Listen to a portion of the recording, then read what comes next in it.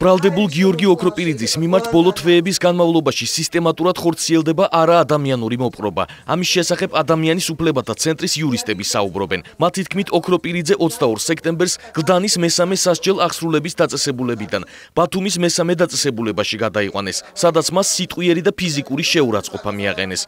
ბრალდებული კონკრეტული ადამიანების ვინაობებსაც ასახელებს. ჯერცემეს გლდანის მერვე სასჯელ აღსრულების დაწესებულებაში და ეტაპით ბადრაგირებითაც გადაიყვანეს ბათუმის ნომერ მესამე სასჯელ აღსრულების დაწესებულებაში. მოხდა გიორგი ოქროპირიძის ცემა, წამება და არაადამიანური მოპყრობა. გიორგი ოქროპირიძე 22 სექტემბრიდან დღემდე არის არაადამიანური ღირსების შემლახველ პირობებში. ის იმყოფება სამარტოოს საკანში, მაშინ როდესაც კანონმდებლობით სამარტოოს საკანში ყოფნა არ უნდა აღემატებოდეს 24 საათს. ის იმყოფება ღირსებისათვის შეურაცხყოფელ პირობებში, არა აქვს ნორმალური საწოლი, თეთრეული, არა აქვს საკანს ვენტილაცია, არ მოდის წყალი. ბრალდებულის დედა ცირა გოდერძიშვილი აცხადებს, რომ გიორგი ოქროპირიძის სიცოცხლეს საფრთხე ემუქრება. მისივე თქმით, საქმეზე სასამართლო თბილისში მიმდინარეობს, რის გამოც ბრალდებულს 13 საათის განმავლობაში არაადამიანურ პირობებში უხდება მგზავრობა. გიორგი ოქროპირიძე გლდანის მერვე სასჯელ აღსრულების დაწესებულებაში გადაყვანას და მკურნალობას ითხოვს.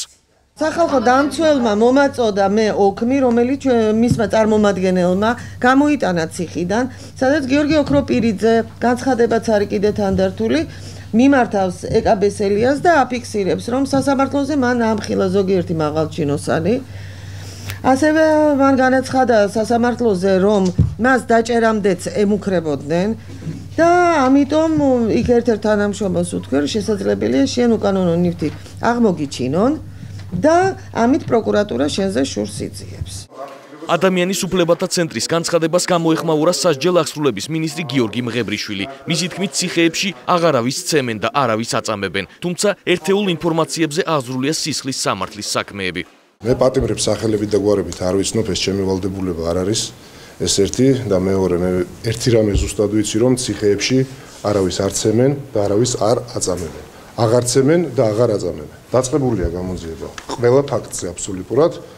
შედეგი ჯერ დადებული არ არის, დადასტურებული ეს ფაქტები არ არის, ისე რომ ნუ ვისაუბრებთ ამ ფაქტებზე, ისე თითქოს ეს დადასტურდა. სისტემური ხასიათი ესეთ ფაქტებს არ აქვს, აღარ აქვს, შემიძლია გითხრათ, დაგიდასტუროთ მთელი პასუხისმგებლობით. შეიძლება ორ ადამიანს შორის ჭუბი მოხდეს, ეს იქნება დაწესებულების თანამშრომელი და მსჯავრდებული თუ მსჯავრდებული, მაგრამ ამასაც კაცრ რეაგირებას ვაყოლებ.